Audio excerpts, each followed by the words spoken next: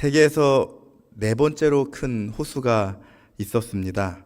중앙아시아의 우즈베키스탄, 카자흐스탄에 걸쳐서 있었던 아랄해라는 바다입니다. 이 얼마나 큰지 그 말뜻이 1000개의 섬이 있는 바다라는 뜻이라고 합니다. 호수 면적이 우리 남한의 3분의 2에 달할 정도로 말 그대로 마리호수지 바다였습니다. 그랬던 아랄해가 고작 몇십 년 만에 소멸하게 되었습니다. 그 커다란 바다가 다 말라버린 것이죠. 소련 시절에 댐을 건설해서 강물의 유입을 막았습니다. 그리고 기후위기가 계속되자마자 이제 호수는 말라서 거대한 사막이 되었습니다. 한번 화면 보시면은 덩그러니 남아있는 저기 배 몇 척이 그 땅이 예전에 바다였다는 사실을 말해주고 있습니다. 한때는 바다였던 곳, 이제는 소금가루가 눈처럼 날리는 평원에서 낡은 배들은 모래 속에 반쯤 잠긴 채 녹슨 닻을 내리고 있다. 물고기들이 뛰어놀던 자리에 독한 소금바람이 불어오고 아이들은 마른 기침을 하며 죽은 바다의 이름을 부른다. AI에게 한번 물어봤더니 아랄에 대해서 설명해봐라 그랬더니 이런 시를 이렇게 쓰더라고요. 웬만한 시인보다 더 감성이 있는데요. 죽은 바다의 이름을 부른다라는 그 말이 굉장히 좀 서글프게 다가왔습니다. 이름은 바다인데 바닥이 다 죽어버린 그저 바닥만 남아있는 그런 바다였죠. 한때는 파란 물살을 가르며 시원하게 달리던 때가 있었는데 지금은 말라버린 바다와 함께 녹슬어가는 저 배의 모습, 그 모습과 겹치는 이들이 있었습니다. 오늘 말씀에 나오는 이스라엘 사람들이었습니다.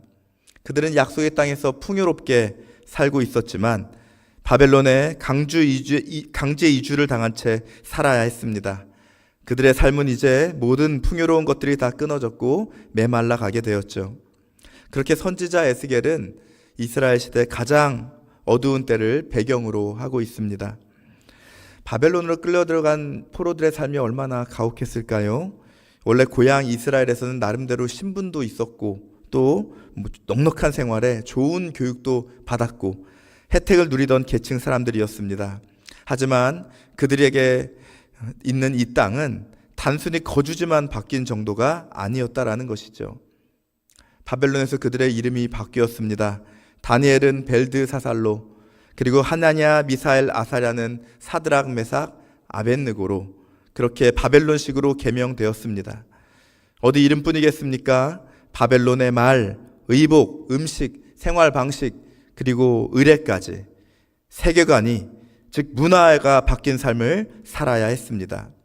여기에는 바벨론의 종교를 피부로 접해야 된다는 점도 포함됩니다. 느부갓네살이 만든 금신상에 절하지 않으면 죽음을 맞이한다는 것은 비단 다니엘의 세 친구에게만 해당되는 것이 아니었을 것입니다. 동네마다 마을마다 우리 일제강점기 시대에 순사들이 칼을 차고 돌아다니면서 이 신상에 절하지 않으면 즉결 처분하겠다라고 위협하는 분위기 속에서 살던 것이죠. 얼마나 고통스러웠겠습니까? 기간은 또 어떻습니까? 포로 생활 하루 이틀, 1년, 2년 아무 소망 없이 무한 반복되는 날들이 매일 밤낮으로 지지 않고 내리쬐는 떼약볕처럼 이스라엘에게 다가왔습니다. 겉으로는 잘 그냥 먹을 때 먹고 일하고 평소처럼 살아가는 것처럼 보였지만 속은 시들어서 뼛속까지 말라가는 삶이 주어졌던 것입니다. 이들은 점차 어떠한 현실을 마주하게 되었습니다. 아무도 인정하고 싶지 않았지만 그러나 모두가 무건으로 받아들이고 있는 현실, 바로 하나님은 우리를 버렸다라는 것이었죠. 버림받지 않고서는 이렇게 힘들 수가 있을까? 버려지지 않았다면 이렇게 소망 없는, 가능성 없이 살아갈 수 있겠는가라고 말했습니다. 그리고 점차 그들은 그 사실을 이제 받아들여야 되겠다고 생각했습니다. 하나님 우리를 버렸고 우리는 이제 다 끝난 거구나. 그렇게 그들은 마른 뼈가 되어버린 것이죠. 이 마른 뼈의 모습을 보면서 어떤 이들은 그 모습이 왠지 자신과 같다고 생각하는 분들도 있을 것입니다. 젊을 때는 힘이 넘치고 패기도 넘치고 꿈이 넘쳤는데 이제는 그렇지 않은 것이죠. 몸이 건강하고 행복한 가정에서 잘 살아가던 나를 그리워하던 이들도 이제 있을 것입니다. 지금은 일이 잘 풀리지 않고 답답해하고 어려움 가운데 있는 이들이 계실 것입니다. 하나님께서는 그런 우리들에게 오늘의 말씀을 주고 계시는 것이죠. 이런 메말라버린 삶을 경험했던 사람이 한 명 있었습니다. 올해로 106세, 나이가 106세가 되는 철학자 김영석 교수님입니다. 그분의 어린 시절 이야기를 하게 되었습니다. 한 사건으로 인해 그는 자신의 생일을 즐기지 않게 되었다는 이야기입니다. 그분의 그 부친은 허례허식을 싫어하시던 분이었다고 합니다. 본인의 생일은 물론 6자녀 생일들까지 하나도 챙기지 않고 잔치를 해본 적도 없다고 합니다. 어머니만이 그저 그냥 생일이 되면은 없는 살림에 달걀 한두 알 삶아주고 조밥 대신에 쌀밥을 그날은 먹여주는 정도로 챙겨줬다고 하죠. 그런데 어느 날 자신의 생일이 저주스럽게 느껴졌던 그 사건이 생겼답니다. 친구들과 학교 가서 놀다가 밤늦게 이 아들이 들어옵니다. 들어오는데 집에서 어머니의 고함 소리가 들립니다. 아픈 아들 하나 생일날 저녁을 굶겨야 됩니까? 아버지가 말하죠. 누가 굶으랬어? 저녁 지어 먹이면 되잖아. 쌀도 없고 반찬도 없는데 어떻게 지어 먹여요? 쌀 한 톨도 없이 떨어졌는데 당신이 평생 가야 돈 걱정을 하나요? 쌀 걱정을 하나요? 어떻게 할 거냐고 쓰러져서 울어버리는 것이죠. 아들은 방으로 뛰어들어가고 아버지는 홧김에 밖으로 나가버렸습니다. 이 아들은 엄마를 달래죠. 엄마 울지 마. 아버지가 일을 못하는 걸 어떻게 해. 나 밥 벌써 먹었어. 친구 엄마가 친구한테 들었다면서 생선도 구워주고 저녁을 실컷 먹었어. 그러니 엄마가 말하죠. 그러니 잘됐다. 우리야 굶은들 상관없지. 내가 이놈의 세상 살기가 싫어서 몇 번이나 죽으려고 했는데 너 때문에 못 죽겠다. 몸이 약한 내가 없으면 고생하면서 살지 어떻게 살 수 있겠니? 내가 너 때문에 산다. 라고 이렇게 울었다고 하죠. 아들은 사실 거짓말을 했다고 합니다. 그날 배가 고파 굶주린 배를 움켜쥐고 잠을 못 이루면서 이 아들이 생각합니다. 생일 같은 거 없었으면 좋겠는데 나 같은 거 세상에 태어나지 않았으면 좋았을 텐데. 김영석 교수 초등학교 2학년 때 일이었다고 합니다. 그날 이후 그는 생일을 잊어버리기로 결심했습니다. 그의 안에서 생일의 기쁨을 누리는 것이 메말라졌던 것이죠. 오늘 이러한 삶을 살아가는 많은 사람들에게 하나님은 에스겔을 말씀을 통해서 은혜 주시기를 원합니다. 에스겔의 오늘 1절 말씀 보면은 에스겔의 눈에 보여있는 현실은 죽음의 현실입니다. 이 골짜기 죽음의 골짜기죠. 흡사 무슨 공포 영화 같은 장면이 그의 눈에 펼쳐집니다.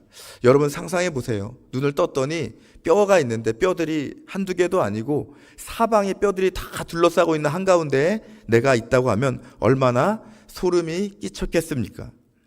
제가 예전에 동네 인근 야산의 산책로에서 산책을 하다가 길을 잘못 든 적이 있었습니다. 모두가 가는 길을 갔어야 되는데 남이 가는 길을 가지 않겠다고 이상한 길을 갔더니 묘소들이 몇 개가 이렇게 나오더라고요. 그래서 여기 뭐 가족묘가 좀 있나 보다 생각하면서 지나가면 되겠지. 남자는 직진이다 이러면서 그때 돌이켰어야 되는데 갔더니 가면 갈수록 무덤들이 많이 나옵니다.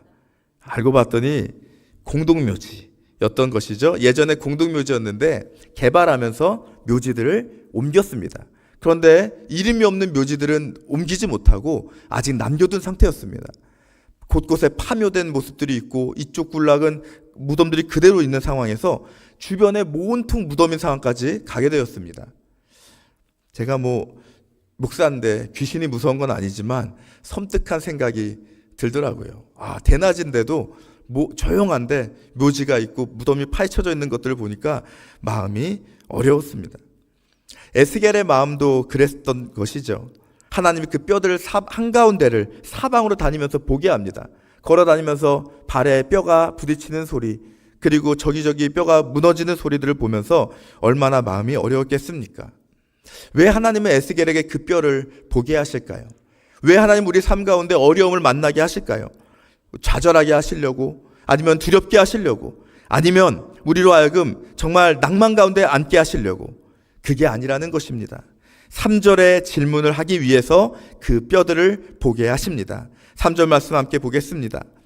그가 내게 이르시되 인자야 이 뼈들이 능히 살 수 있겠느냐 하시기로 내가 대답하되 주 여호와여 주께서 아시나이다 고백합니다. 여러분, 이건 질문이 될 수 없습니다. 어떻게 이 뼈가 살아납니까? 뼈는 살아나기는커녕 생존의 모습조차도 알아볼 수 없을 정도로 말 그대로 뼈 조각인데, 명확한 소멸의 현장인데 어떻게 살 수 있겠습니까? 우리의 이성적으로나 지식적으로나 학문적으로나 경험적으로나 그 모든 차원을 다 검토해도 살아난다는 것은 불가능하다는 것이죠. 그런데 하나님은 살 수 있느냐고 물으십니다. 왜 그러십니까? 하나님은 다르게 생각한다는 뜻입니다. 내 눈에는 죽은 것 같고 내 눈에는 뼈밖에 안 남은 것 같지만 하나님은 다르게 보신다라는 것입니다. 사람이 보는 눈과 하나님의 보는 눈은 다르다는 것을 말씀해주고 있는 것입니다. 우리의 눈에 볼 때는 아주 말라서 가망 없는 뼈지만 하나님의 눈은 그 뼈 너머를 보고 있다라는 것입니다. 능히 살 수 있겠느냐? 주님께서 아신다고 선지자가 대답할 때 주님께서는 이렇게 말하죠. 이 질문에는 이미 내가 살리겠다는 뜻이 담겨져 있다라는 것입니다. 5절 말씀 함께 우리 읽어보겠습니다. 주 여호와께서 이 뼈들에게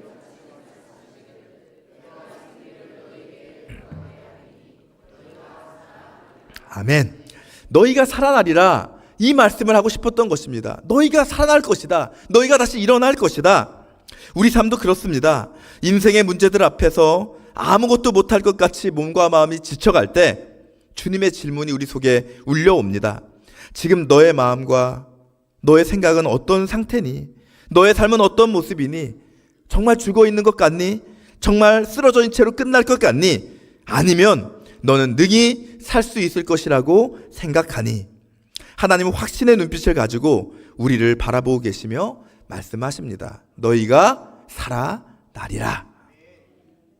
지난주 우리 부흥회 때 오셨던 강사 김병년 목사님, 그 많은 간증들을 우리가 함께 들었습니다. 정말 가장 원하는 응답은 이루어지지 않았었죠. 병든 아내는 결국 일어나지 못했습니다. 다른 사람 같았으면 좌절했을 것입니다. 포기했을 것입니다. 교회도 그만하고 가정도 그만하고 내가 이렇게 저주받은 인생을 살아야 되는 건가요? 하면서 포기했을 것이나 하나님께서는 그분에게 한량없는 은혜를 부어주셨던 것이죠. 때마다 필요시마다 공급하셨던 하나님의 은혜를 경험하게 되었고, 비록 내가 원하는 대로 응답되진 않았지만 그 과정과 그 인내의 시간을 통해 하나님의 놀라운 역사를 경험하며 교회를 살리시고 세상 가운데 구원의 메시지를 전하게 하시는 하나님의 능력을 경험하며 내 생의 최고의 은혜, 하나님 말씀대로 이 기간을 견디게 하셨습니다 고백하는 고백을 했던 것이죠. 언젠가 제가 신방 갔을 때 어떤 분이 화분을 하나 보여주셨습니다. 그러면서 화분 메말은 굉장히 화초였대요. 원래 너무 메말라서 2달 동안 구석에다가 처박아뒀다고 합니다. 2달 동안 아무것도 안 해줬는데 어느 날 버리려고 이제 봤더니 정말 손톱만한 싹이 올라왔더래요. 물이 어떻게 떨어졌는지, 그 물이 그 속에 있는 씨앗을 어떻게 닿았는지 올라와서 요만한 싹을 틔웠습니다. 그분이 그래서 그것을 볕이 드는 자리로 옮기고 물도 주고 음악도 틀어줬다고 합니다. 이윽고 싹이 자라서 멋진 줄기로 뻗어나가서 잎을 피웠던 그것을 저에게 보여주었던 것이죠. 죽었던 화분이 살아났습니다. 죽은 것 같지만 죽지 않았다라는 것입니다. 포기된 것 같지만 버려지지 않았다는 것이죠. 무너진 것 같지만 부흥의 날이 온다라는 것입니다. 하나님께서 그의 얼굴빛을 비추어 주신다면, 성령의 생수가 우리 가운데 부어지게 된다면, 예수 그리스도의 복음이 그 삶을 관통한다면 부흥의 그날은 오게 된다라는 것입니다. 하나님 말씀 따라 살아나라라고 대언할 때 놀랍게도 그 불가능해 보였던 일이 일어나기 시작하게 되는 것이죠. 죽었던 사람들이 함께 놀라운 군대로 일어난 장면을 마침내 에스겔은 목격했던 것입니다. 그렇다면 하나님께서는 우리에게 하나님의 어떤 모습을 믿고 우리가 이렇게 다시 살아나리라고 말씀할 수 있을지 우리 가운데 말해 주십니다. 하나님 어떤 분이신지 그 환상을 통해 말씀하시죠. 첫 번째, 하나님은 전능하신 전능의 하나님이십니다. 하나님의 전능하심을 믿으라라는 것이죠. 오늘 본문에서 하나님이 마른 뼈를 다시 살리시는 과정이 나옵니다. 먼저 뼈들이 다 흩어져 있었는데 하나하나 서로 연결됩니다. 힘줄이 생기고 살이 오르고 가죽이 덮입니다. 그리고 마지막으로 생기가 들어왔더니 이들이 다시 살아나서 일어나 우뚝 서게 되지요. 여러분, 이 과정은 마치 영상을 거꾸로 돌리는 것 같습니다. 왜냐하면 원래라면은 처음에 일어서 있던 사람이 이제 수명이 다해서 죽겠죠. 쓰러져 죽습니다. 그리고 이제 가죽부터 썩고 살과 힘줄들이 다 썩고 뼈만 남게 되지 않겠습니까? 그렇게 점점 소멸해가는 과정을 겪는 것이 자연의 흐름입니다. 그런데 환상은 거기에서 다시 거꾸로 재생하고 있는 것입니다. 뼈에서 힘줄이 생기고 살이 나고 가죽이 붙고 그리고 생기가 들어와서 일어나 서는 것이죠.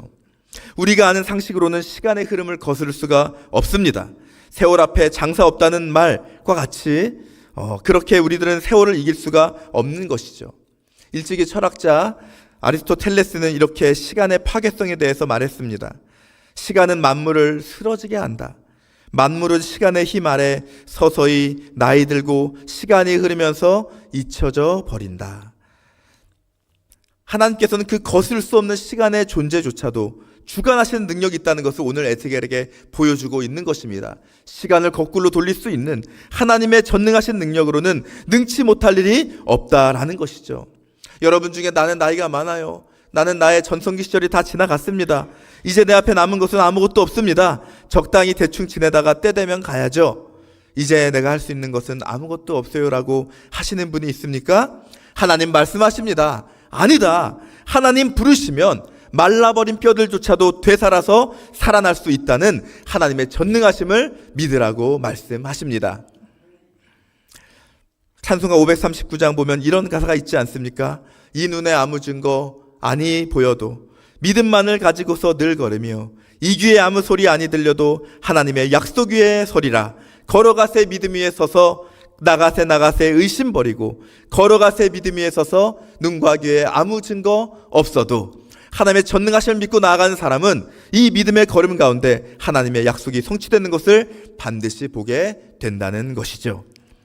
두 번째 만나는 하나님은 어떤 하나님이십니까? 바로 창조의 하나님이십니다. 오늘 말씀 보면 좀 궁금한 것이 있죠. 하나님이 마른 뼈들을 한 번에 살리지 않습니다. 두 단계를 거쳐서 살게 하시죠. 에스겔이 뼈들에게 살아날 것이라고 말하니까, 대언하니까 그 뼈들이 움직여서 하나의 육신을 이루게 됩니다. 8절에 보니까 이제 또 보니까 뼈에 힘줄도 생기고 가죽까지 덮였지만 생기는 없다는 말을 하게 됩니다. 육신은 재생되었는데 아직 생기는 없는 것이죠. 그래서 9절에 따로 말씀합니다. 한번 읽어보겠습니다. 또 내게 이르시되 인자야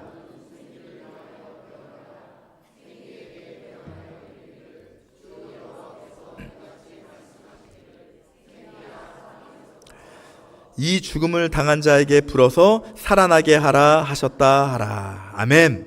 이렇게 말씀대로 하니까 비로소 생기가 불어 들어와서 살아가게 됩니다.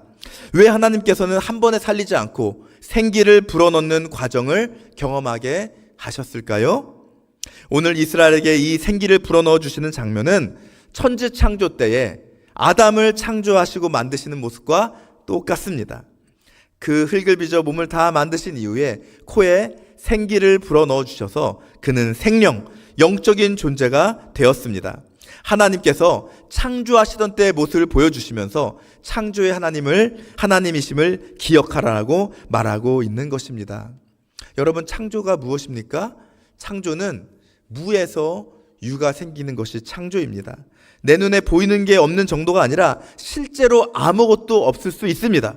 하지만 일어설 힘도 없고 능력도 없고 가진 게 하나도 없을 수 있지만 창조의 하나님께는 그런 모든 조건들이 아무것도 아니다라고 말씀하고 있는 것입니다. 생기, 히브리어로 루하흐라고 합니다. 이 루하흐가 하나님의 영을 가리키는 말이죠. 하나님의 영이 임하시면 죽어가던 영혼들이 살아납니다. 하나님의 영이 임하시면 내 속에 모든 썩어있는 것들이 새롭게 살아납니다. 소망 없는 삶의 비전이 생겨납니다. 생기 없던 삶의 기쁨이, 감사가 회복됩니다. 그 입술을 열어서 찬양하는 삶으로 나아가게 되는 것이죠.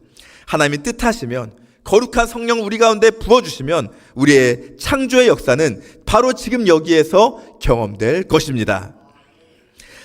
전능하신 하나님, 창조의 하나님, 그리고 마지막 또 한 가지 우리가 주목해야 될 바로 하나님, 동역하시는 하나님이십니다. 오늘 본문 말씀에서 가장 많이 눈에 들어오는 단어가 뼈와 생기입니다. 말라버린 뼈와 이것을 다시 살리시는 생기. 근데 그 다음으로 눈에 들어오는 단어는 대언입니다. 하나님 에스겔을 불러서 하나님 말씀을 대언하게 하십니다. 무려 6번이 나옵니다. 이상하죠? 하나님은 말씀만 하시면 바로 될 텐데 에스겔을 보여주시면서 에스겔아 잘 봐라, 저 마른 뼈들아 일어나라, 다시 살아나라 하면은 살아났을 텐데 왜 그것을 에스겔에게 명령을 따라 대언하라고 말씀하시는 걸까요? 바로 이것은 하나님의 초청인 것입니다. 하나님의 거룩한 역사에 초청하라는, 동참하라는 초청인 것이죠. 나는 그냥 옆에서 구경하는 존재가 아니다라는 것입니다. 저 말라버린 뼈들아 다시 나중에 살아나서 이스라엘 군대로 거룩한 하나님의 사람들로 일어나라는 이 일에, 이 놀라운 일에 내가 너를 사용하겠다. 내가 너와 함께 이 일을 행하겠다라고 말씀하는 것입니다. 사실 그렇습니다. 에스겔도 회복이 필요했습니다. 에스겔도 부흥이 필요했죠. 에스겔 24장을 보면은 그는 사역하면서 너무나 많은 고난을 겪고 24장에는 심지어 그의 사역 중에 가장 소중한 존재 아내까지 잃어버리게 됩니다. 열심히 하나님 말씀 따라 살아가고 있지만 그 역시 속에서 영혼의 메마름을 경험하고 있었던 것이죠. 하나님은 그 에스겔에게 계속해서 하나님 말씀을 대언하라고 하십니다. 네가 얘기하렴, 네가 선포하렴, 네가 지금까지 해왔던 그 놀라운 믿음의 일들을 한번 해보렴. 내가 내 옆에 있으니, 전능하신 하나님, 창조의 하나님이 너와 함께하고 있으니 네가 입을 열어서 선포하렴. 메마른 뼈, 그 중에서 가장 먼저 일어난 이는 바로 분명 하나님과 동역하는 에스겔 그 자신이었던 것입니다. 바울은 고린도전서 3장에서 우리는 하나님의 동역자들이라고 고백합니다. 수많은 환난과 핍박과 고난과 좌절의 상황 속에서도 넘어지지 않고 교회를 세워가며 하나님 나라를 전파했던 바울의 내면에는 나는 하나님의 동역자라는 정체성이 있었던 것입니다. 나이가 들어서, 나중에 나이가 많이 들어서 죽음을 기다리고 있을 때에 디모데후서 4장에 보니 주께서 내 곁에 서서 나와 함께 하시다. 내가 전했던 모든 말씀이 역사하도록 돕고 있다고 말씀하고 있습니다. 평생의 열정이 없어지는 것이 아니라 점점 더해져 가고 평생에 주님과 함께 동역했던 동역의 기쁨이 더해져 갔다고 고백할 수 있었던 것입니다. 그렇게 마른 뼈가 살아나서 군대가 되었던 것이죠. 오늘 10절에 보면은 극히 큰 군대더라라고 말씀하고 있습니다. 가돌 메오드 메오드라고 쓰여 있었던 말이죠. 이 메오드는 하나님이 천지를 창조하시고 사람을 보면서 보시기에 심히 좋았더라라고 말씀하실 때 그 심이라는 단어입니다. 2번 썼으니까 심히 아주 큰, 아주 거대한 하나님의 군대가 되었던 것이죠. 뼈들에서 그냥 살아난 정도가 아니라 거대한 하나님의 일을 감당하는 군대까지 놀라운 정반대의 변화로 일어났던 것입니다. 세상에서 묘사됐던 바벨론 군대는 무서운 사람들이었습니다. 사납고 성급한 백성, 표범보다 이리보다 빠르고 사나운 무서운 그런 백성이라고 말하죠. 바벨론의 방식은 폭력과 피와 힘이었습니다. 하지만 하나님의 군대는 사랑과 성령의 능력으로 이 모든 일들을 이겨나가게 되는 것입니다. 낙심한 이들, 상처 입은 이들, 쓰러졌던 이들에게 하나님 나아가서 사랑의 힘으로 치유하라고 그들을 믿음의 군대로 일으켜 세우고 악한 영의 모든 권세들을 멸하라고 세워주고 있는 것입니다. 아까 자기 생일을 잊어버렸던 김영석 교수의 이야기는 계속됩니다. 그날 이후 어머니는 계속해서 쌀밥도 지어주고 달걀도 삶아주셨지만 본인은 이제 생일에 대한 모든 감사를, 마음을 잊어버리고 살았습니다. 그렇게 나이가 들고 가정을 이루고 교수가 되어도 생일만큼은 별 관심 없이 살아갔다고 합니다. 그러던 어느 날 자신 생일에도 여전히 원고 작업이나 하고 있었는데 제자들 몇이 찾아왔답니다. 그리고 생신 축하드린다고 선물을 가져왔습니다. 교수가 당황하죠. 뭘 나 같은 사람한테 선물을 다 가져왔어요. 나 자신도 기쁜 줄 모르는 그런 생일인데. 아니요, 학생들이 아니 왜 기쁘지 않나요? 물어보니까 예전부터 제가 생일을 모르고 사는 것이 습관이 된 것 같아요 라고 얘기합니다. 그때 한 학생이 말합니다. 그럴 수가 있나요? 저희들 오면서 하나님께서 선생님의 생신을 축복해 주셨을 텐데 라고 얘기하면서 왔어요. 정말 그리스도의 이름으로 선생님의 생일을 축하드립니다. 그리스도의 이름으로 축하한다는 그 말이 교수의 마음을 울렸습니다. 그렇지, 내가 나 자신의 생일을 잊고 있더라도 하나님께서 나의 출생을 기억하고 계셨구나.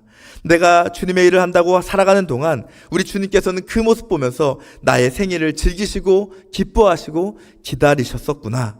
하나님은 창조 때부터 나를 기억해 주셨구나. 내가 가난하고 병약하게 태어날 때도 하나님은 기쁘신 뜻을 나에게 두고 계셨구나. 하나님 기뻐하시는데 내가 왜 기뻐할 줄 몰랐을까? 나도 이제부터 하나님과 함께 나의 생일을 즐기자. 이렇게 하면서 그는 결단합니다. 내가 내 생일이 있는 달, 그 달에는 어떻게 해서든지 아무리 바쁘든지 복음과 진리를 전하는 강연을 꼭 해내리라. 그러면서 그는 나아갑니다. 저 멀리 땅끝까지 있는 목표까지 가서도 가서 자기 생월이 되면은 가서 복음을 전하고 수백 명의 학생들에게 그렇게 그들에게 하나님의 영광을 드러내는 일들을 감당하면서 기뻐하고 돌아왔다는 이야기를 하고 있습니다. 그 모든 과정 속에 하나님은 그 학생을 사용했던 것이죠. 메말라 버렸던 한 교수의 마음속에 그리스도의 이름을 축한다는 그 말을 대언할 때, 주님의 그 축하의 마음을 대언할 때 그는 살아나고 일어나고 많은 사람들을 살리는 일 가운데 쓰임 받았던 것입니다. 사랑하는 성도 여러분, 우리들도 마찬가지입니다. 살아가기는 하지만 아무 생기 없는 사람들, 하나님은 그러한 소망 잃은 우리들에게 인생에게 정말 시원한 바람처럼 찾아오셔서 생기를 불어넣어 주십니다. 덥고 메마른 사막같이 황폐한 골짜기에 너희가 살아날 것이다 말씀하시며 하나님의 생기가 시원하게 지금 불어오고 있는 것이죠. 그 생기의 바람을 함께 맞이하며 새로운 하나님의 군대로 일어서게 하시는 하나님을 함께 바라보며 전능하신 하나님, 창조의 하나님, 지금 우리와 함께 거룩한 부흥의 자리로 초청하신 줄을 믿습니다. 함께 자리에서 일어나서 결단하며 찬양하시겠습니다.